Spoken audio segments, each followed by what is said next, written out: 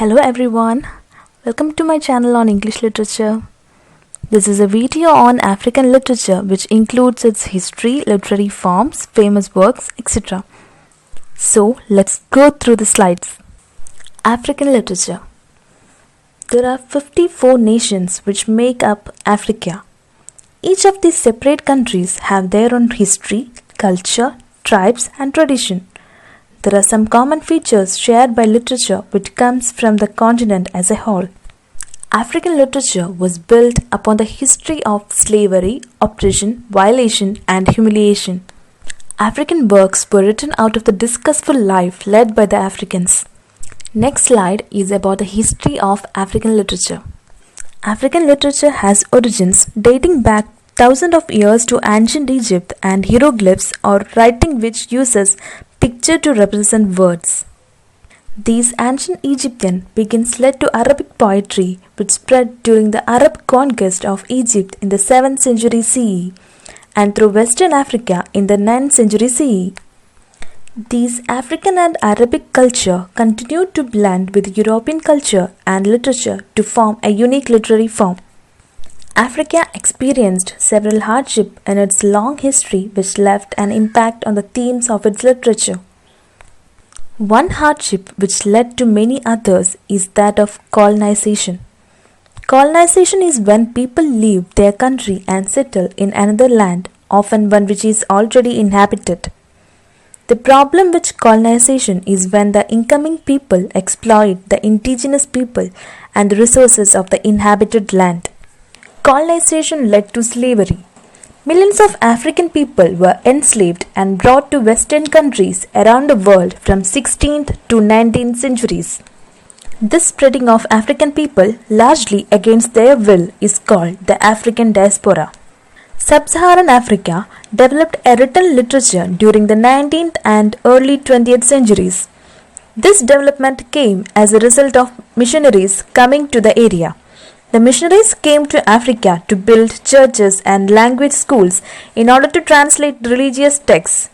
This led to Africans writing in both European and indigenous languages. Next heading is Negritude. Although Africans had been writing in Portuguese as early as 1850 and a few volumes of African writing in English and French had been published, an explosion of African writing in European languages occurred in the mid-20th century. In the 1930s, black intellectuals from French colonies living in Paris initiated a literary movement called Negritude. Negritude emerged out of a sudden grasp of racial identity and of cultural values and an awareness of the wide discrepancies which existed between the promise of the French system of assimilation and the reality. The movement's founders looked to Africa to rediscover and rehabilitate the African values that had been erased by French cultural superiority. Negritude writers wrote poetry in French in which they presented African traditions and cultures as antithetical but equal to European culture.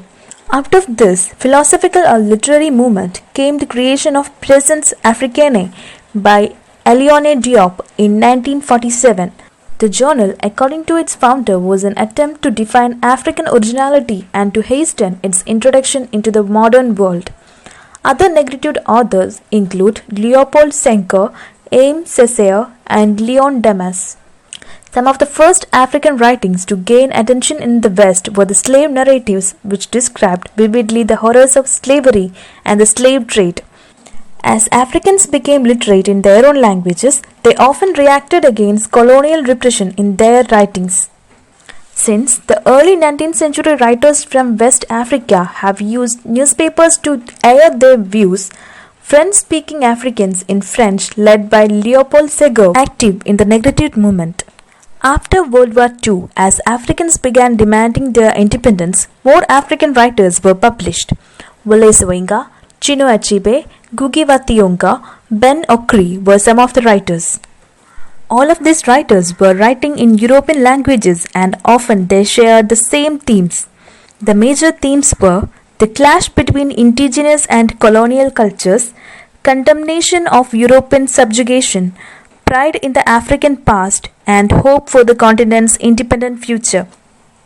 Much of contemporary African literature reveals disillusionment and dissent with current events. The Senegalese novelist Ousmane Sembène have moved into films to take their messages to people who cannot read. Literary forms. There are two kinds of literary forms or literatures in African literature. The first one is the oral literature and the second one is the written literature. So, first we can look at the oral literature. Oral literature, also called as orature, have flourished in Africa for many centuries and take a variety of forms including folk tales, myths, epics, funeral dirges, praise poems and proverbs. These are the portraits of African oral tradition. The elders used to tell stories to the children and their culture and tradition is followed or transmitted to the next generation like this through the oral stories. Now let's examine the various forms of oral literature in detail. The first one is myth. Myth is a traditional story, especially one concerning the early history of people or explaining a natural or social phenomenon and typically involving supernatural beings or events. The major characters in myths are the supernatural humans, gods, and warriors. Epics. Epics are elaborate literary forms usually performed only by experts on special occasions. They often recount the heroic exploits of ancestors. Funeral dirges. These funeral dirges were chanted during funeral ceremonies, lament the departed, praise his or her memory, and ask for his or her protection. Praise poems. Praise poems are epithets called out in reference to an object, a person, an animal, a disease, and so on in celebration of its outstanding qualities and achievements. Praise poems have a variety of applications and functions. Professional groups often create poems exclusive to them. Prominent chiefs might appoint a professional performer to compile their praise poems and perform them on special occasions. Professional performers of praise poems might also travel from place to place and perform for families or individuals for a small fees. The last category is proverbs. Proverbs are short, witty, or ironic statements metaphorical in its formulation which aim to communicate a response to a particular situation, to offer advice, or to be persuasive. The proverb is often employed as a rhetorical device presenting its speaker as the holder of cultural knowledge or authority. Written literature. Written literature includes novels, plays, poems, hymns, and tales.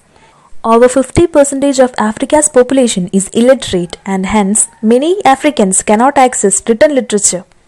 Scholars have identified three waves of literacy in Africa.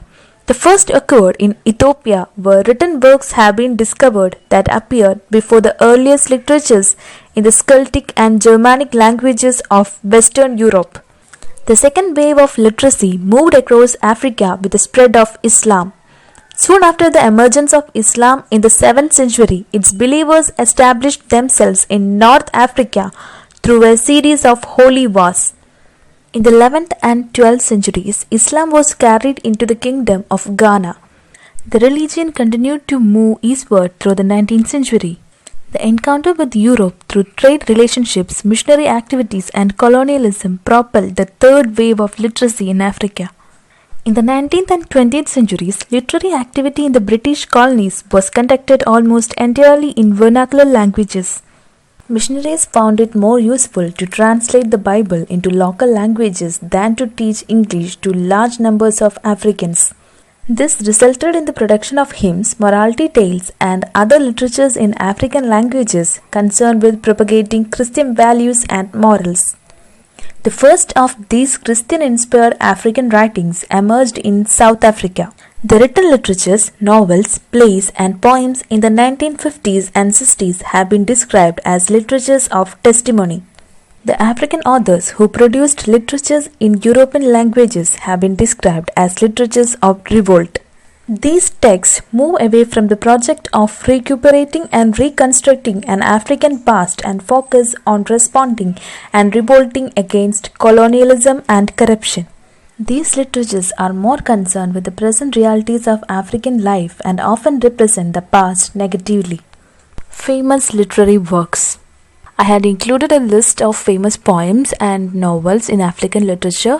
The famous poems are Paris in the Snow, Totem, Letters to Martha, Train Journey, Telephone Conversation, Africa, Song of Lavino, etc. There are a lot of famous poems in African literature, and here I'm just mentioned some of them. Famous African novels: The Houseboy, Things Fall Apart, Heart of Darkness, Arrow of God, A Grain of Wheat, Antles of Savannah, and The Joys of Motherhood. Some of the famous African writers are Chinua Achebe, Nadine Gordimer, Bessie Head, Buchi Emecheta, Nuruddin Farah, Nelson Mandela, Dennis Brutus, and Alice Walker. Of course, there are many other writers too, but I am not including all of their names here because it is just a brief intro. Themes of African literary works. The African writers published their works based on the common themes. Some of the themes were colonialism, liberation, nationalism, tradition, and displacement. Features of African literature. African literature is written in both African and European languages. Most of the African works represent different periods in African history. It also includes oral and written literature. We already discussed about this point, and the last point is that during colonization, written slave narratives documented horror of slavery. In the coming slides, I included the cover page of some famous books. If you are interested to know more about African culture, tradition, life, and their history, you can read these books.